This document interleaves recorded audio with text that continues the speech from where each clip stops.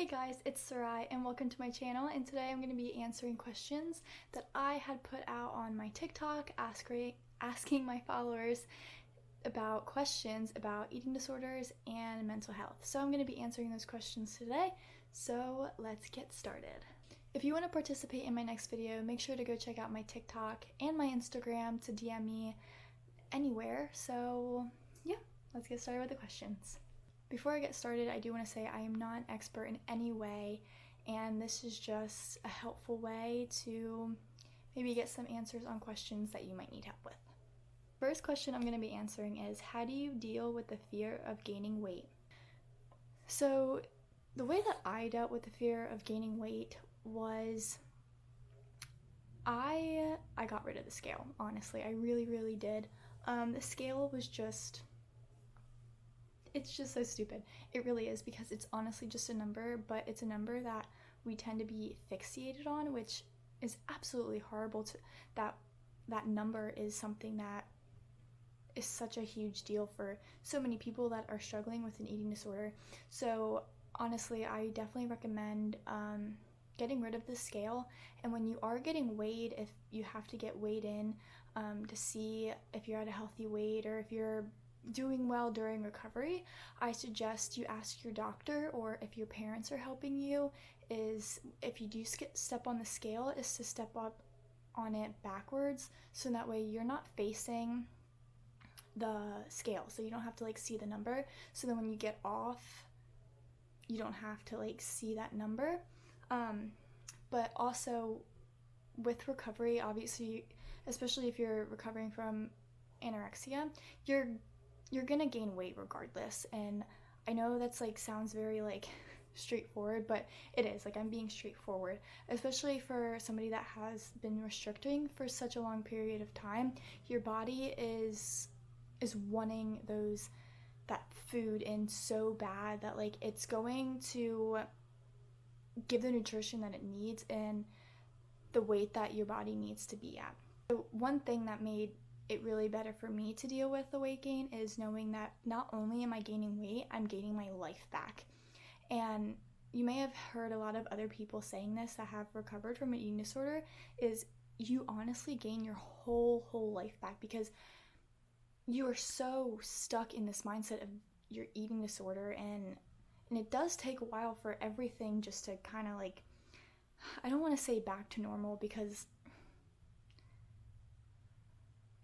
I don't want to label it as back to normal. Also is wearing clothes that you're comfortable in. If you are gaining weight and you know that your clothes are not going to fit you, let somebody else buy your clothes for you in a size up, so you don't have to deal with, seeing that number also on your clothes go up, or that size go up. Also, always wear comfy clothes. Comfy clothes is always a huge thing. So the next question is, how do I respond better to hunger cues? So this is something that definitely gets better over time, is when you're recovering from your eating disorder, sometimes your hunger cues can literally be all over the place. Some days you can be very hungry, or you can not be hungry at all. And I suggest, especially for days that you aren't feeling hungry, is you still have to eat. And just because you don't feel hungry, it's getting back into that routine of your body kind of having more normal hunger cues, just because for somebody that does struggle with an eating disorder, and whether you were really restrictive or you were binge eating, those hunger cues could just go all over the place. So it's the matter of trying to listen to your hunger cues, obviously, and finding that balance. I know for me, it took at least a month or two for my hunger cues to actually go back to normal. And this can be different for everybody.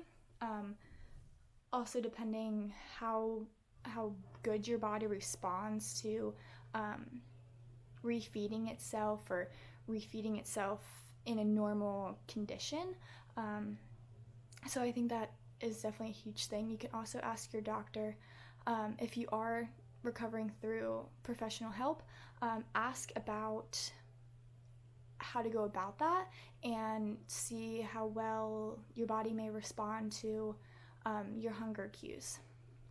So next question is, how do I stop counting calories? And I know counting calories is a huge thing for a lot of people.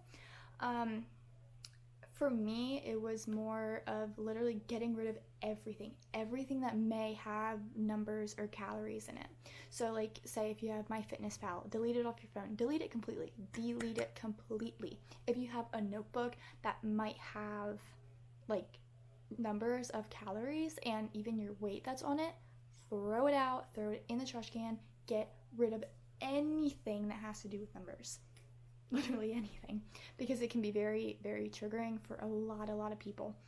I know for me personally, when I saw like if I had something like on my notes that may have calories or my weight on my phone, I got very triggered, and I'm like, oh my goodness, like this is not where I'm at right now, this is not where I used to be, I have to get back into that. Like, and that's the mindset that you want to get out of, is having that calorie count and seeing those numbers in places maybe you shouldn't, like your phone. So I would say like get rid of those immediately. And another question that had to do with this is, I know a lot of people have numbers of calories in their mind, and I know for me to this day, I still kind of struggle of like, oh, this food has this many calories, that food has this many calories in it. And that does get better over time. I am definitely 100 times better than I used to be like a couple years ago. So that can definitely be a hard thing to get rid of, is with those numbers that are basically stuck in your mind because your eating disorder just like stapled them into your mind, which sucks, but which is true what can happen during an eating disorder. But that definitely gets better throughout time. Another huge thing that I saw on my comments is, how do I get over my body dysmorphia? A lot of people with eating disorders struggle with body dysmorphia, and even if you don't struggle with eating disorder, you can struggle with body dysmorphia. My thing that when I have really bad days with body dysmorphia, I get into the comfiest clothes I possibly can. For me, I never really felt comfortable wearing oversized sweaters or like sweatshirts. To me, I just felt like that made my body dysmorphia even worse. Sometimes that's like really good for people, is to wear something oversized so they don't have to see like their figure in a way. Like I know my big thing is, I actually, when I have a bad body image day, I actually really do enjoy putting leggings on. I think that makes me feel like a little bit more confident and a little bit more comfortable.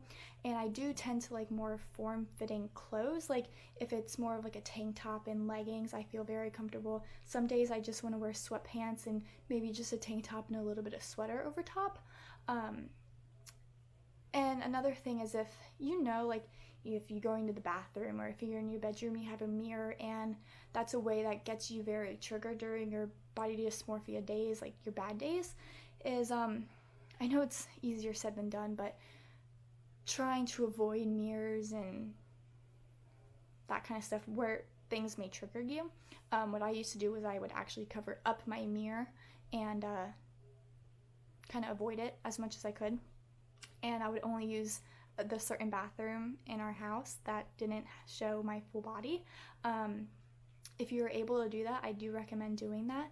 But honestly, when you are having bad days, make sure you are still eating regardless, because even if you're having a bad day, you still need to eat, and get into comfy clothes. Next question is, should I work out during recovery? And this can be so different for so many people.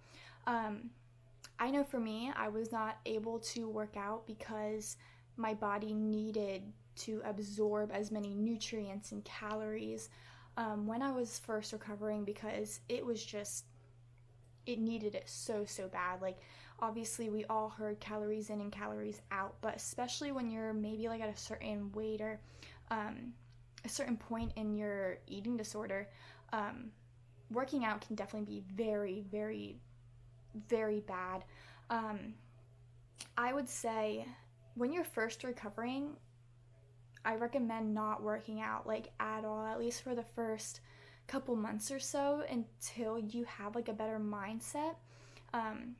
If you are at a closer weight restored weight, I wouldn't see why not, why it wouldn't be a good thing to work out. But again, if you are getting professional help, that is definitely something you should be asking your doctor. When could you work out? And if you are capable of working out mentally, if you think that you may need to talk to somebody about that. I know a lot of people that struggle with an eating disorder, working out becomes your outlet for your eating disorder, which is not what you want when you're recovering. So if you are at a healthy weight, I would maybe say if you think you are capable of doing it and you are still eating, then yes, try to work out, but slowly add yourself working back out. Like maybe start with yoga, something very light, maybe like light Pilates, and then after a month or so, maybe you can start adding cardio, but limiting it to a certain amount. But again, ask your doctor or family member if you think working out is good for you. This has to do with weight again. I think it was worded very good. It says, "Is all of this weight gain permanent?" This can also be a very hard question to answer, but a big YouTuber that I really like is Stephanie Buttermore. She just recently went all in, and she wasn't recovering from an eating disorder, but she was recovering from a really restrictive diet. She basically went all in, and what she was explaining in her recent video actually is that she obviously started at her lowest weight and she went up to her highest weight, and she was there for quite a little bit, but then eventually when her hunger cues got a little bit less, when she wasn't eating as much because her body wasn't relying on so much food, she had lost a little bit of weight, and then that's where her body was basically meant to be. And your body will find that weight where it's meant to be, because our bodies are very smart. Our body obviously knows what it needs, and it's crazy science kind of stuff. But I definitely recommend Stephanie Buttermore's videos. She does talk about a lot more science stuff, which I think is also very helpful. Your body will find its way to its certain weight. So it does take time. Don't dwell on that number or how much weight you have been gaining, because you may be at your highest weight now, but that may not be where you stay forever. You may lose a little bit of weight and your body will find its natural weight it's supposed to be at. This is the one I should have started with. It's how do you start? How do you start recovery? This can be very hard because I think a lot of people can be in denial of when they're struggling with an eating disorder. If you recognize that you are struggling with an eating disorder, I recommend asking a friend, asking your family member, somebody that you really, really trust, is saying, hey, this is what I've been struggling with. This is what I've been going on physically and mentally. I need help. I would like to maybe start something. It can help you find the best resort to start. Whether if that's getting professional help or just you trying to do recovery on your own. I don't necessarily recommend recovery on your own, only if you may really get help from your parents or an adult that you really trust. And if not, I think getting professional help, there is nothing wrong with getting professional help. Asking for help is the best way to start. Don't be afraid to ask for help. It is so important to ask for help. Honestly, just go for it. Another big question that I was getting was, will bloating ever go away? Yes, bloating will go away. And I know bloating sucks. Bloating absolutely is one of the worst things that I hated during recovery. But especially when you're first recovering, bloating can be like a huge thing. So don't take it as a bad thing. Honestly, bloating will go away. It definitely, it gets better. It gets worse before it gets better. One thing that really helped me with when my bloating, it was really bad in the beginning of my recovery, was hot drinks. One thing I tried to, not drink as much was something cold. I thought drinking more cold drinks didn't really help my bloating at all, and bloating can really hurt. So I know like something soothing like hot tea really helped my bloating a lot and pain. So if you are able to do that during your recovery and if you're allowed, I suggest that. Next question is, how do I stop extreme hunger? Extreme hunger is probably the worst thing during recovery on the side of bloating. Everybody experiences, or maybe I shouldn't say everybody, but a lot of people experience extreme hunger. And listening to extreme hunger, it can be very hard. But again, with Stephanie Buttermore's video, she talks about extreme hunger and how she dealt with it. Is obviously she listened to her hunger cues and she ate when she was hungry and she ate when she was full, and her hunger cues kind of went back to normal because she was like such on a restrictive diet. And for those who are on very restrictive mindsets on their eating disorder, obviously your hunger cues can be all over the place. So listening to your hunger cues is the biggest key for your hunger cues, like obviously. So it, and again, with it does get worse before it gets better, and this can be hard, especially if you're on a meal plan. I honestly think meal plans are probably one of the worst things ever, is because you're so fixated on that meal plan and that's all you think you could eat. But if you're still hungry on that meal plan, continue eating. Eat until you're full, because that's what actually might stop and which really does stop your extreme hunger cues, is listening to your body, because for so long you probably weren't listening to your body at all. And now that you are listening to your body is just like, feed me, feed me, feed me, and feed me in the right ways. So fulfilling that hunger cue actually makes it so much better in the long run. So I think my last question is going to be, when will I get my period back? This can be, again, different for everybody that's in recovery. If you did lose your period during your eating disorder, and it can be a couple of months, it can be in a year. I think it really depends on how your body responds to recovery, and depending if you are extremely underweight, or even if you're not underweight, your period could be completely gone. And again, this is different for everybody. So I know for me, when I lost it, I always tended to have irregular periods to start with. So for me, this was like kind of a normal thing not to have my period for a couple of months and then have it all of a sudden.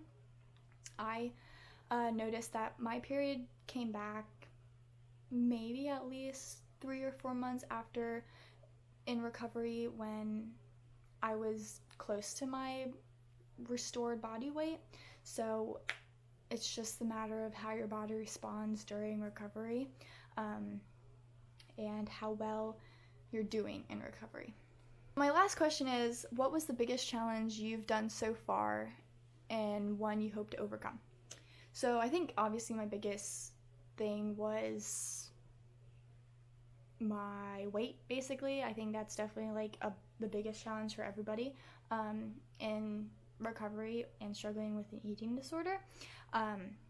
That's something it definitely took me a while to oversee, and sometimes it is a struggle for me, but I've come to realize that like it's honestly just a number, and something it's kind of stupid to like oversee, because everybody's body type is so different and everybody carries weight so different on their body that the scale and a whole number is a stupid thing to start with. But that was one of my biggest things to overcome. But one thing I do hope to overcome, and something I still have struggled for years, is obviously body dysmorphia. And a lot of people struggle with body dysmorphia. Even if you don't struggle with an eating disorder, people can deal with this on a daily basis. I am slowly becoming better at the image I see of myself. I do have good and bad days, and bad days is I try to oversee it, and it can be kind of hard to oversee it because I've had that mindset of, obviously I see myself in a way other people don't see myself, so it's a matter of finding like the happy medium when you're having a bad day. And I did talk about how I deal with it, when I always just want to feel a little bit more comfortable when I'm having a bad day. So yeah, I hope those helped.